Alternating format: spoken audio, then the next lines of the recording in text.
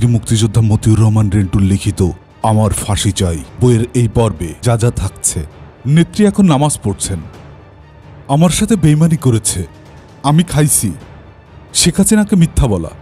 বীর মুক্তিযোদ্ধা মতিউর রহমান রেন্টুর লিখিত আমার ফাঁসি চাই বইয়ের এই পর্বে নেত্রী এখন নামাজ পড়ছেন। বঙ্গবন্ধু কন্যা শেখ হাসিনা 1994 সালের শেষ মুহূর্তে ধানমন্ডি 5 নম্বর রোডে 54 নম্বর বাড়িতে উঠেই 1995 সালের জানুয়ারি মাস থেকেই জোরসোরভাবে লাগাতার আন্দোলন সংগ্রাম, হরতাল, পদযাত্রা ইত্যাদি শুরু করলেন। দুপুর 2টায় টঙ্গী থেকে মহাখালী পর্যন্ত পদযাত্রা শুরু হলো। অর্থাৎ টঙ্গী থেকে সবাই পায়ে হেঁটে মহাখালী যাবেন। মহাখালীতে মঞ্চ তৈরি করা আছে। পদযাত্রা শেষে ওই মঞ্চ থেকেই বঙ্গবন্ধু কন্যা শেখ হাসিনা ভাষণ দেবেন। শেখ হাসিনা তার বেতনভুক্ত ব্যাগবহনকারী রামমোহন দাসের নামে রেজিস্ট্রেশন করা লাল রঙের নিশান জিপ পেট্রোল থেকে বাকি সব নেতাকর্মী সবাই পায়ে হেঁটে টঙ্গী থেকে মহাখালীর দিকে রওনা হলো। প্রায় 5-7 হাজার লোকের পদযাত্রা। পদযাত্রায় অংশ নেয় 5-7 হাজার লোকের ঠিক মাঝখানে বঙ্গবন্ধু কন্যা শেখ হাসিনা জিপে করে পদযাত্রার সঙ্গে তাল মিলিয়ে চলেছেন। পদযাত্রার মাঝে মাঝে গোটা 20 রিকশায় মাইক বেঁধে নানান ধরনের স্লোগান দেওয়া হচ্ছে। জানুয়ারি মাস, শীতের বেলা, হাঁটতে খুব একটা খারাপ লাগছে না, দুপুর গড়িয়ে বিকেল হবে। হঠাৎ একটি মাইকে বলা হলো, জননেত্রী বঙ্গবন্ধু কন্যা শেখ হাসিনা এখন আসরের নামাজ পড়ছেন। সঙ্গে সঙ্গে সবগুলো মাইক থেকে বলা শুরু হলো, জননেত্রী বঙ্গবন্ধু কন্যা এখন আসরের নামাজ পড়ছেন। ঘড়িতে তখন 3:15 বাজে। প্রেসিডিয়াম সদস্য তোফায়েল আহমেদ বললেন, আরে থামো, এখনো আসরের রক্ত হয় নাই, একটু পরে বলো। এই কথা শুনে সব নেতারা হাসাহাসি শুরু করলেন। এদিকে বঙ্গবন্ধু কন্যা নিশান পেট্রোল জিপের বড় বড় জানালার গ্লাস খুলে নামাজ পড়তে শুরু করলেন। আর পদযাত্রার হাজার হাজার পুরুষ লোক জিপ গাড়ি ঘিরে বঙ্গবন্ধু কন্যা শেখ হাসিনা নামাজ পড়া দেখতে লাগলো। নামাজ শেষ হয়ে গেল, কিন্তু মাইকে নামাজ পড়ার প্রচার শেষ হলো না। প্রায় 1 ঘন্টারও বেশি সময় গোটা 20 মাইকে জননেত্রী বঙ্গবন্ধু কন্যা শেখ হাসিনা নামাজ পড়ছেন প্রচার করা হলো। অন্য আর একদিন মোহাম্মদপুর থেকে পদযাত্রা শুরু হলে গুলশানের আমেরিকান এম্বাসির সামনে গিয়ে পাড্ডায় গিয়ে শেষ হবে। পদযাত্রা শুরু হলে বঙ্গবন্ধু কন্যা শেখ হাসিনা ডেকে বললেন, নামাজের ওয়াক্ত হওয়ার পরে যেন মাইকে বলা শুরু করে, ওয়াক্তের আগে যেন বলা শুরু না করে। এবার মাইকম্যানদের আগেভাগেই জননেত্রী শেখ হাসিনা নির্দেশ জানিয়ে দেওয়া হলো এবং আজ নামাজের ওয়াক্ত শুরু হওয়ার পরই মাইকে প্রচার শুরু হলো।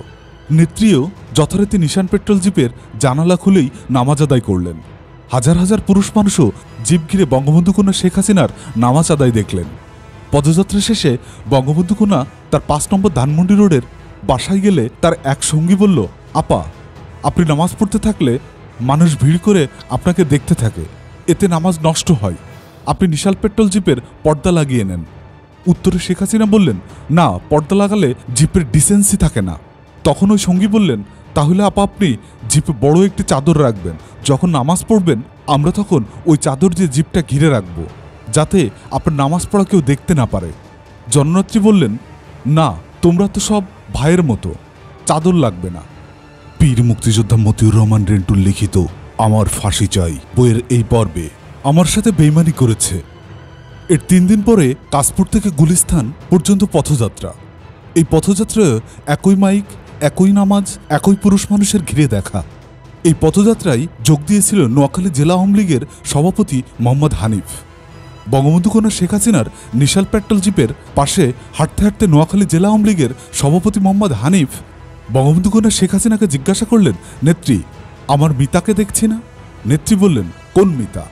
জেলা সভাপতি বললেন, নগর আওয়ামী লীগের সভাপতি ঢাকার মেয়র মোহাম্মদ হানিফকে দেখছি না, আমার মিতেকে দেখছি না। সভানেত্রী রেগে বলে উঠলেন, জানেন না কুত্তার বাচ্চাটা আমার সাথে বেইমানি করেছে, নেমোখারামি করেছে? ওরে আমি 1,37,00,000 টাকা খরচ করে মেয়র বানিয়েছি, আর কুত্তার বাচ্চাটা আমার সাথেই বেইমানি করেছে। ও এখন প্রতিদিন খালেদা জিয়ার সাথে দেখা করে, দিনে 3-4 বার খালেদা জিয়ার সাথে ফোনে কথা বলে, আর আমি খবর দিলেও আসে না, ফোন করলেও ধরে না। সময় এলে এই বেইমানদেরও শিক্ষা দিতে হবে, বুঝলেন? এই বেইমানদের উচিত শিক্ষা দিতে হবে। আপনারা প্রস্তুত হন। বীর মুক্তিযোদ্ধা মতিউর রহমান রেন্টুর লিখিত আমার ফাঁসি চাই বইয়ের এই পর্বে আমি খাইছি। জননেত্রী বঙ্গবন্ধু কন্যা শেখ হাসিনা সারা দেশে লাগাতার 3 দিন হরতাল দিয়েছেন। দোকানপাট খুলবে না, অফিস আদালত, কলকারখানা, স্কুল কলেজ চলবে না, গাড়ির চাকা ঘুরবে না। আগাম 3 দিনের হরতালের ঘোষণা পাওয়ায় ঢাকা শহরের প্রায় অর্ধেক মানুষ শহর ছেড়ে গ্রামের বাড়িতে চলে গেছে। হরতালের প্রথম দিনেই বঙ্গবন্ধু কন্যা শেখ হাসিনার বাড়ির মাটির নিচে পানির ট্যাঙ্কি থেকে ছাদের উপরের ট্যাঙ্কিতে পানি তোলার মোটর নষ্ট হয়ে গেলে হরতালের দ্বিতীয় দিনে রাত 8টার সময় নবাবপুর থেকে সিরাজি নামের এক ঢাকাইয়া মোটর মেকানিক নিয়ে যাওয়া হয়। মোটর মেকানিক সিরাজি মোটর দেখে এটা ঠিক করতে একদিন সময় লাগবে এবং মোটরটা খুলে নিয়ে যেতে হবে, জানালে তাকে মোটর খুলে নিয়ে যেতে অনুমতি দেওয়া হলো। মোটর মেকানিক সিরাজি আমলিগের গোড়া সমর্থক। সে বঙ্গবন্ধু কন্যা শেখ হাসিনাকে একটু সালাম দিতে চাইল। বঙ্গবন্ধু কন্যা 2 দিন থেকে মোটর নষ্ট হওয়ার কারণে ঠিকমতো গোসল করেনি, তার উপর আজ সারাদিন নিচেই নামেননি। এই পরিস্থিতিতে মেকানিক সিরাজি বঙ্গবন্ধু কন্যা শেখ হাসিনাকে সালাম দেওয়ার ইচ্ছা প্রকাশ করে একটি বিব্রতকর অবস্থায় ফেলে দিল। আবার মেকানিক সিরাজি কষ্ট করে পায়ে হেঁটে এখানে এসেছে। এইসব চিন্তাভাবনা করে বঙ্গবন্ধু কন্যা শেখ হাসিনাকে বলা হলো, মোটর মেকানিক আওয়ামী লীগের একজন কর্মী, সে আপনাকে একটু সালাম দিয়ে যেতে চাই। জননেত্রী সালাম নিতে অস্বীকার করলে জননেত্রীকে বলা হলো, আপনি সালাম নিলে মেকানিক তাড়াতাড়ি মোটর মেরামত করে দিত। বঙ্গবন্ধু কন্যা বললেন, ওর বাড়ি কোথায়? ঢাকায়। ঢাকাইয়া কুট্টি? জি, খাস ঢাকাইয়া। ঠিক আছে, দোতলার ভিআইপি রুমে নিয়ে আসো, আমি হ্যালো বলে দিই। মেকানিক সিরাজি এসে সালাম দিল। বঙ্গবন্ধু কন্যা শেখ হাসিনা জিজ্ঞাসা করল, আপনার বাড়ি কোথায়? সিরাজি বলল, নবাবপুরে। বঙ্গবন্ধু কন্যা বললেন, বসেন। সিরাজি খুবই জড়তার সাথে জড়সড় হয়ে বসল। নেত্রী জিজ্ঞাসা করলেন, আমলিগ করেন বুঝি? মেকানিক সিরাজি বলল, পাকিস্তান আমল থেকে আমলিগ করি। এরপর জননেত্রী শেখ হাসিনা একটানে মেয়র হানিফকে কথায় টেনে এনে বললেন, আমি ঢাকাইয়া হিসাবে হানিফকে মেয়র বানালাম, আর হানিফ মেয়র হয়েই আমার সাথে বেইমানি করল। আপনারা হানিফকে ছাড়বেন না। আমি 1,37,00,000 টাকা খরচ করে হানিফকে মেয়র বানিয়েছি, আর সেই হানিফ আমার সাথে নিমখরামি করে খালেদা জিয়ার আঁচলের তলে ঢুকেছে। প্রতিদিন খালেদা জিয়ার সাথে দেখা করে। খালেদার কথা মতো আমার আন্দোলনে আসে না। বেইমান নিমখরাম, আপনারা তৈরি হন, ওকে উচিত শিক্ষা দেবেন ইত্যাদি বলতে বলতে এক পর্যায়ে মোটর মেকানিক সিরাজিকে আগামী নির্বাচনে মেয়র হানিফের বিকল্প মেয়র প্রার্থী করে ফেললেন। তারপরও মেয়র হানিফের বিরুদ্ধে কথা বলা শেষ হলো না। প্রায় ঘণ্টাখানেক পার হয়ে গেল, কিন্তু কথা শেষ হলো না। এদিকে বঙ্গবন্ধু কন্যা শেখ হাসিনা আগেই বলেছিল যে কোনো লোকই আমার কাছে এলে কিছুক্ষণ পরই তোমরা নানান ধরনের কথা বলে তাকে আমার সামনে থেকে তুলে নিয়ে যাবে। আমার এত রূপ গজায় নাই যে আমি ঘন্টার পর ঘন্টা একজনকে সামনে বসিয়ে রাখব, ঘন্টার পর ঘন্টা একজনকে সামনে নিয়ে বসে থাকব। আবার আমি নিজে তো কাউকে বলতে পারি না এখন যান। কাজেই আমার কাছে কেউ এলে তোমরা তাকে নানান কথা বলে উঠে নিয়ে যাবে। নেত্রীর এই কথা মনে করে মোটর মেকানিক সিরাজকে বলা হলো, আপনি ওঠেন, নেত্রী রাতের খাবার খাবেন। সিরাজি উঠে দাঁড়ালো, কিন্তু বঙ্গবন্ধু কন্যা কথা থামালো না।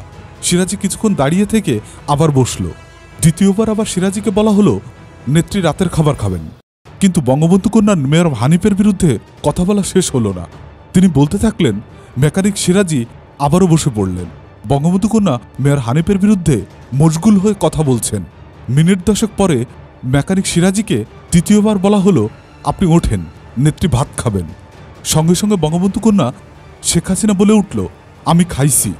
বীর মুক্তিযোদ্ধা মতিউর রহমান রেন্টুর লিখিত আমার ফাঁসি চাই বইয়ের এই পর্বে বঙ্গবন্ধুর ৭৬তম জন্মোৎসব ১৯৯৫ সালে ফেব্রুয়ারি মাসের শেষের দিকের এক বিকেলে ধানমন্ডি ৩২ নম্বরে বঙ্গবন্ধু ভবনে বঙ্গবন্ধুর কন্যা শেখ হাসিনা চা খেতে খেতে বললেন, এবার আব্বার জন্মদিনটা জাঁকজমকভাবে পালন করতে হবে। মূল অনুষ্ঠান টুঙ্গিপাড়ায় হবে। ঢাকা থেকে অনেক লোকজন নিয়ে যেতে হবে। ওবায়দুল কাদেরের নেতৃত্বে একটা উপকমিটি করতে হবে, আর তোমরা ওকে সাহায্য সহযোগিতা করবে। মোট কথা আব্বার ৭৬তম জন্মদিনটা আকর্ষণীয় করে করতে হবে। ১ মার্চ ১৯৯৫ সন্ধ্যাবেলায় ধানমন্ডি ৬ নম্বর রোডের আওয়ামী লীগ ফাউন্ডেশনের অফিসে আওয়ামী লীগের কেন্দ্রীয় কমিটির বৈঠক বসল। বৈঠকে ওবায়দুল কাদেরের নেতৃত্বে উপকমিটি করে ৩ দিনব্যাপী কর্মসূচি নেওয়া হলো। কর্মসূচির প্রথম দিন ১৭ মার্চ টুঙ্গিপাড়ায় সকাল ৭টায় জাতির জনক বঙ্গবন্ধু শেখ মুজিবুর রহমানের মাজারে পুষ্পমালা অর্পণের মাধ্যমে দিবসের কর্মসূচি শুরু হবে। ওই দিনের কর্মসূচির দ্বিতীয় পর্যায়ে সকাল ৮টায় শিশু কিশোরদেরকে মিষ্টি বিতরণ করবেন জননেত্রী বঙ্গবন্ধু কন্যা শেখ হাসিনা। এরপর বিকেল ৩টায় গোমাডাঙ্গা হাইস্কুলের মাঠে আলোচনা সভা শেষে লাঠি খেলা। কর্মসূচির দ্বিতীয় দিনে অর্থাৎ ১৮ মার্চ ঢাকায় আওয়ামী লীগের কেন্দ্রীয় কার্যালয়ের সামনে সন্ধ্যা ৭টায় সাংস্কৃতিক অনুষ্ঠান এবং কর্মসূচির তৃতীয় দিন ১৯ মার্চ বিকাল ৩টায় বঙ্গবন্ধু এভিনিউয়ে জনসভা। জাতির জনক বঙ্গবন্ধু শেখ মুজিবের ৭৬তম জন্মদিনের কর্মসূচি বাস্তবায়ন করার জন্য জাতির জনক বঙ্গবন্ধু শেখ মুজিবের কন্যা শেখ হাসিনার প্রত্যক্ষ তত্ত্বাবধানে সকল প্রকার প্রস্তুতি পুরোদমে এগিয়ে চলছে। এবারে টুঙ্গিপাড়ার কর্মসূচিতে একটু নতুনত্ব থাকবে। সেই নতুনত্ব হলো ঢাকা থেকে ৫০ যুবক টুঙ্গিপাড়ায় নিয়ে যাওয়া হবে। এই যুবকদের প্রত্যেককেই দেওয়া হবে ইউনিয়ন কাপড়ের নতুন ফুলহাতা সাদা শার্ট। এই শার্টের পকেটে এমব্রয়ডারি করে লেখা থাকবে জাতির জনক বঙ্গবন্ধু শেখ মুজিবুর রহমানের ৭৬তম জন্ম উৎসব। জাতির জনক বঙ্গবন্ধু কন্যা জননেত্রী শেখ হাসিনা ঢাকা থেকে আগত অতিথি টুঙ্গিপাড়ায় স্বাগত জানানোর জন্য ১৫ই মার্চ ১৯৯৫ টুঙ্গিপাড়ায় চলে এলেন। ১৬ই মার্চ ওবায়দুল কাদেরের নেতৃত্বে ঢাকা থেকে যুবকরা এলো। তবে ৫০০ যুবক ঢাকা থেকে নিয়ে আসার কথা থাকলেও মোটামুটি ২-৩০০ যুবক ওবায়দুল কাদের নিয়ে এসেছে। সেই সাথে আরও কিছু অতিথি ঢাকা থেকে এসেছে। জাতির জনক বঙ্গবন্ধু কন্যা শেখ হাসিনা আগত সকল অতিথিকে স্বাগত জানালেন। ঢাকা থেকে আগতদের গোপালগঞ্জ সরকারি সার্কিট হাউস, টুঙ্গিপাড়া উপজেলা কোর্ট কার্যালয় সহ বিভিন্ন জায়গায় রাতে থাকা ও খাওয়ার ব্যবস্থা হলো। পরদিন ১৭ই মার্চ সকাল ৭টার মধ্যে টুঙ্গিপাড়ায় জাতির জনক বঙ্গবন্ধু শেখ মুজিবুর রহমানের মাজার ও বাড়িতে সকলে এসে হাজির হলো। পূর্বের সিদ্ধান্ত অনুযায়ী ইউনিয়ন কাপড়ের ইস্ত্রি করা নতুন ফুলহাতা শার্ট পরে ওবায়দুল কাদের প্রায় ৩০০ যুবক নিয়ে দাঁড়িয়ে আছে। সকাল ৭:৩০টায় জাতির জনক বঙ্গবন্ধু শেখ মুজিবুর রহমানের মাজারে প্রথমে পুষ্পস্তব অর্পণ করলেন জাতির জনক বঙ্গবন্ধু শেখ মুজিবুর রহমানের কন্যা শেখ হাসিনা। তারপর অন্যান্য নেতৃবৃন্দ ও অতিথিগণ। এরপর শিশু কিশোরদের পুষ্পস্তবক অর্পণ।